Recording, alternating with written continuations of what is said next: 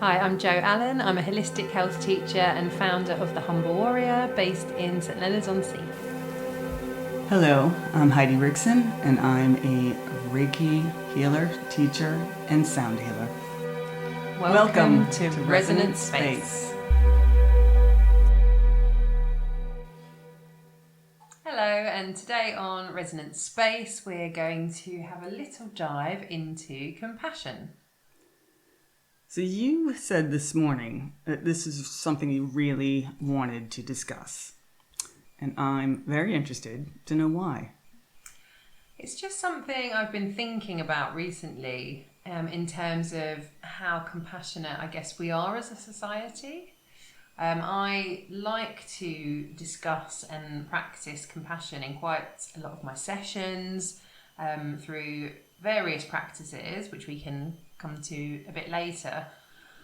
And so I find it very important, and I find it quite crucial as part of our day-to-day, really. I'm not saying I'm 100% compassionate. Who is? You know, I'm sure there are times when my stress levels will be high and my tolerance levels will be low, and I like to work on that because if I notice it. But I feel that feels like a bit of a, I don't know what the word is, epidemic at the moment of a lack of compassion of others. That's a really good word. Yeah, I was going to say pandemic, and then I thought, no, that's too close to what we've just been through. Don't say the P word. Exactly. So we'll call it an epidemic. Because I just see, and maybe it's not in my neighbourhood, maybe it is more on the news or something, which may not be the true reflection. As we know, it's there is certain things that we see and things that we don't see, because it's controlled by the people that want us to see things. But anyway, but what I see is reactions to situations that just seem so removed from, I don't know, from sense and compassion. So you're seeing people doing things that are like an overreaction or an exaggerated reaction? Yeah, and I don't want to get specific because we've discussed that we don't want to have any sort of real political views or anything like that, because we are open to all. But yeah, I see maybe an incident that happens and the reaction by the general public, it seems disproportionate, and it seems to have a real lack of not understanding, maybe empathy for that particular situation, and maybe a different group of people that may have no connection whatsoever, but that's the target of the anger and the backlash. So I think we can all think of a few incidences where this might have happened. I don't need to really name anything. And it makes me quite disheartened that this is happening, and this is the reaction, and this is this is what's happening.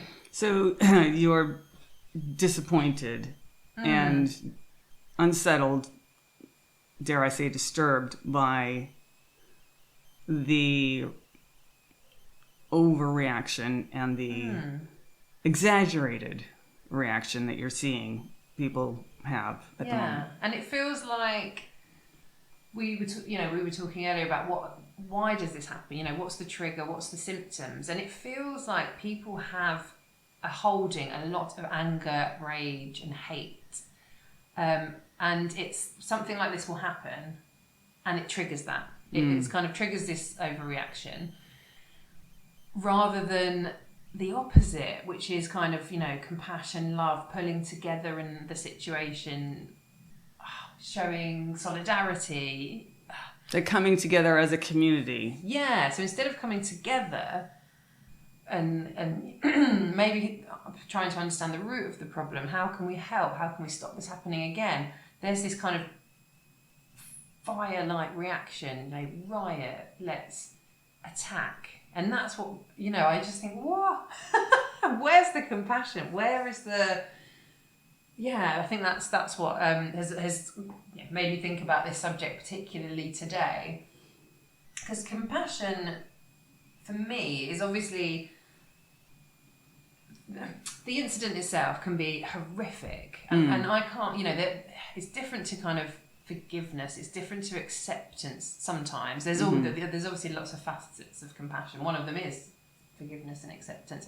But in a situation, for example, where something's happened that is truly terrible, you don't need to forgive or accept. But yeah, it's that kind of, what, you know, why has that happened? What's going on in that person's life? You know, are they ill? What's caused this? You know, what's caused this breakdown of that particular person, rather than making things worse by then, you know, bringing that hatred or whatever onto a different community or a different set of people that have got nothing to do with that particular incident. So yeah, compassion is understand, you know, again, not accepting necessarily, but understanding and trying to find a different way that isn't hatred and certainly isn't violence, so that, you know, we can spread more compassion, more love, more kindness to stop that sort of thing happening again. So how would you define compassion? I think it's a lot of, like I said, I think there's a lot of ways to define compassion, but I think it can be kindness towards others. So yeah, sort of putting yourself in someone's shoes and understanding why. So if you're in an argument, for example, and you think you're in the right, they're in the wrong, you may not change your mind about that, but can you be compassionate about why they might have that view, what's led them to that view? Can you see things from their point of view and therefore find a common ground or a bit more understanding? I think that's one way to look at it. What about you? How would you compassion define it? Is a bit, it's almost like compassion is like almost like a verb, because it's more of an active thing, because it's not just like empathy where we feel how someone else is feeling. It's feeling how someone else is feeling and wanting to help.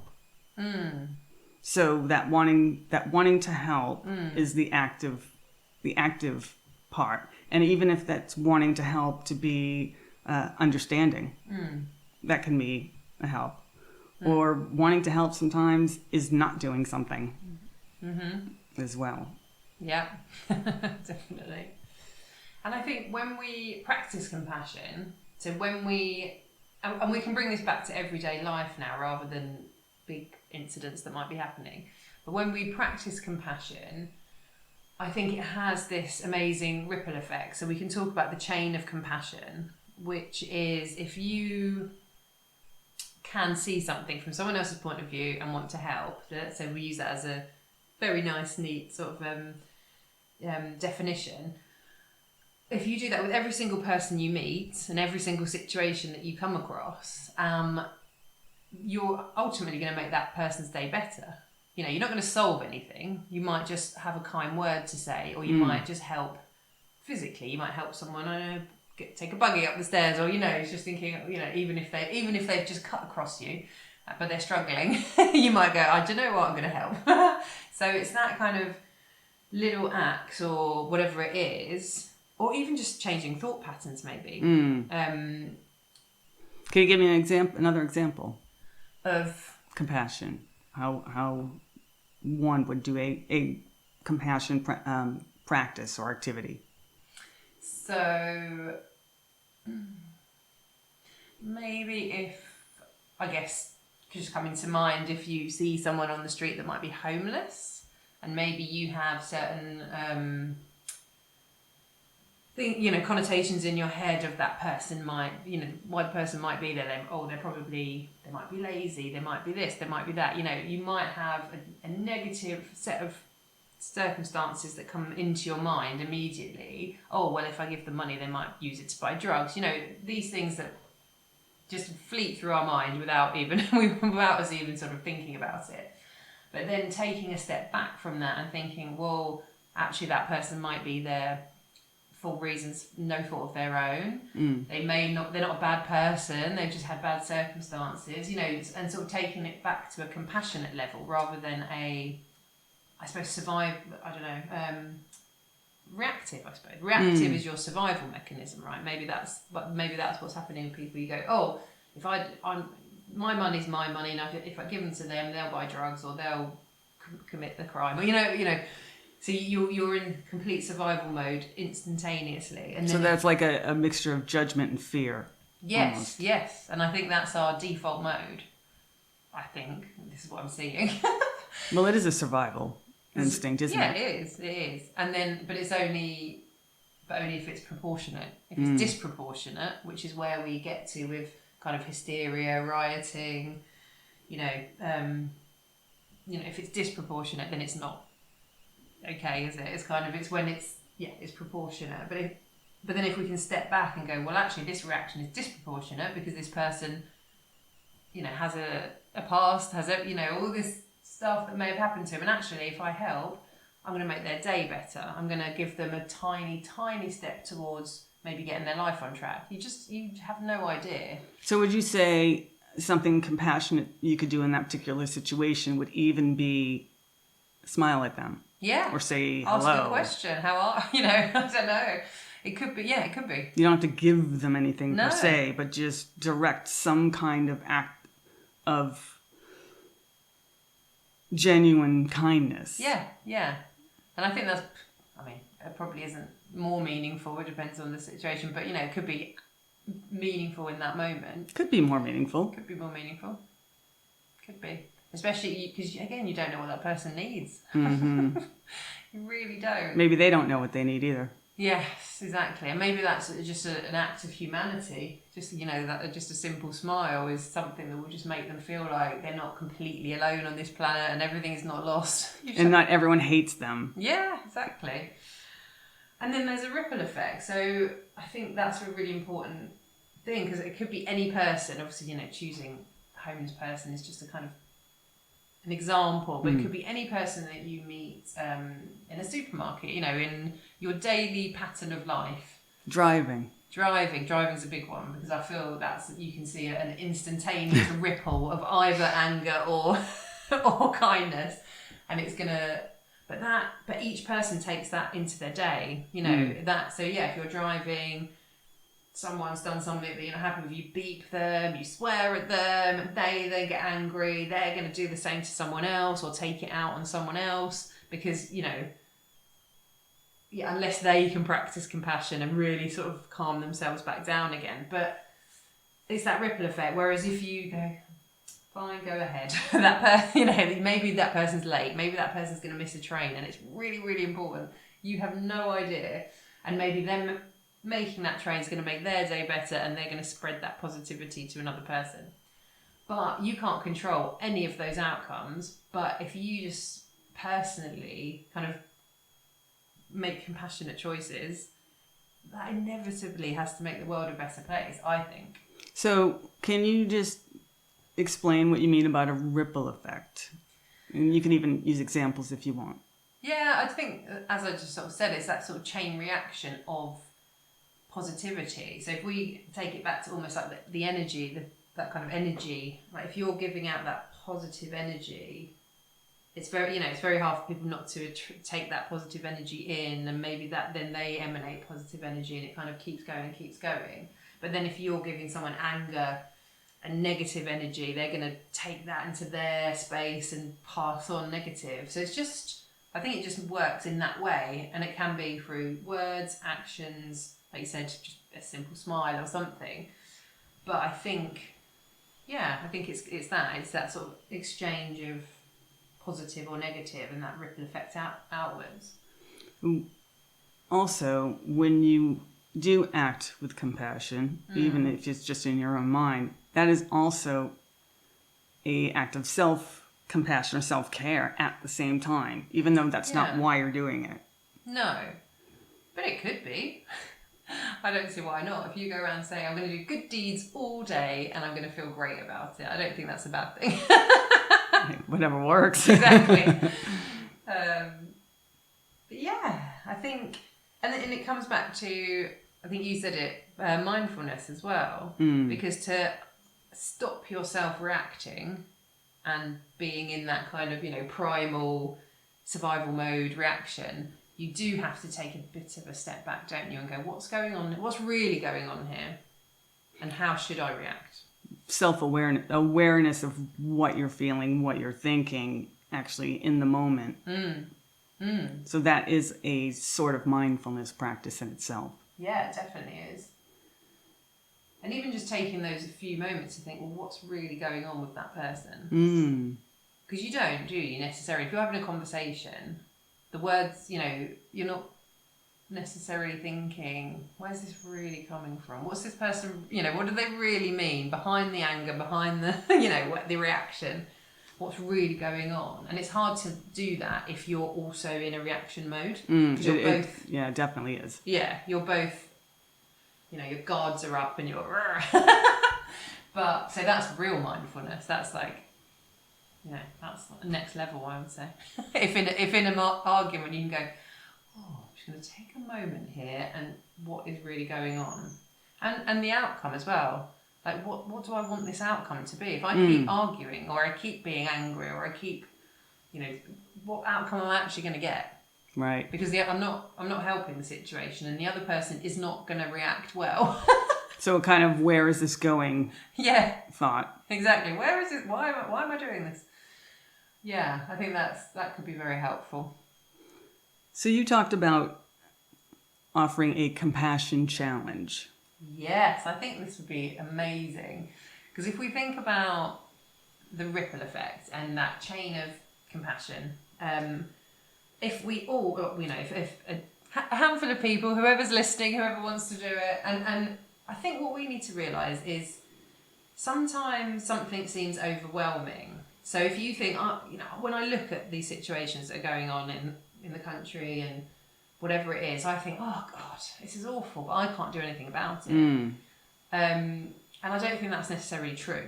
I can't fix that situation, but if I put out compassion, kindness into my immediate circle, my immediate day, wherever I am, then that will make a difference. However, I don't know how to even measure that. Who knows?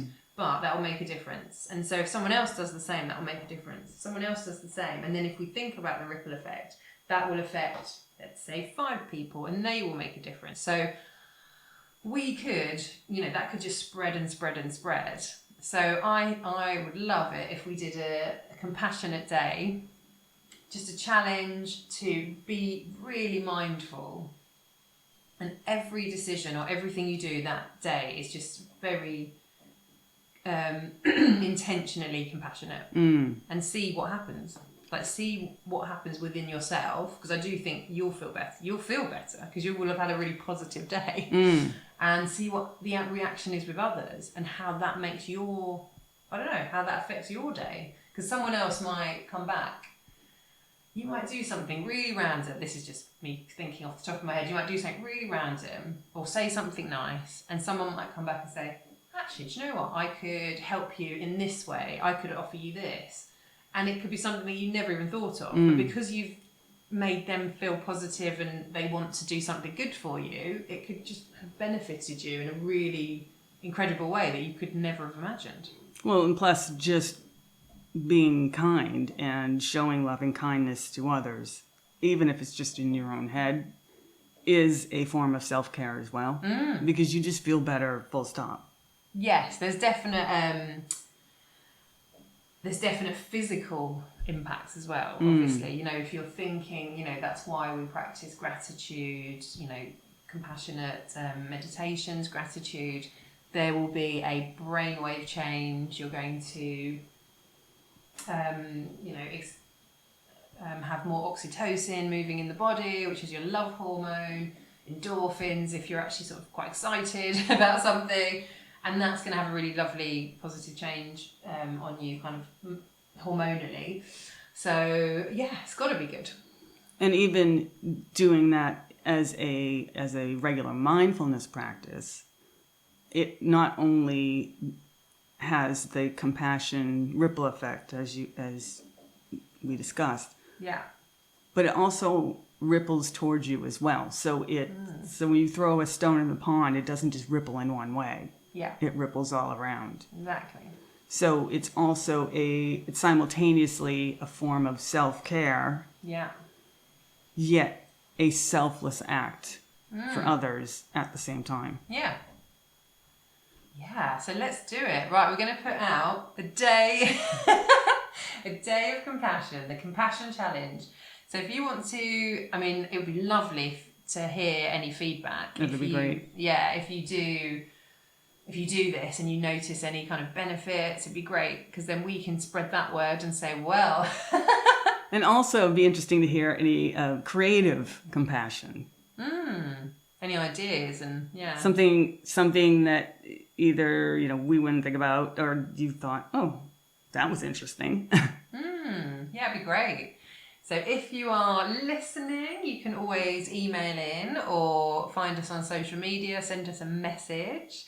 And yeah, good luck. I'm going to do my challenge and see what happens. And also, it's not just if you're listening, tell someone else. Oh yes, exactly. Spread it, ripple effect. There you go.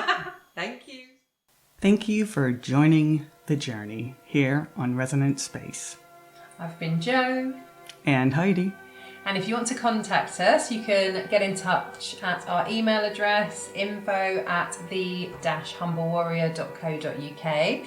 So just if you have any questions about any episodes, if you have any topics you'd like us to explore, or if you are a practitioner yourself and would like to come on the podcast and discuss a subject, that would be amazing.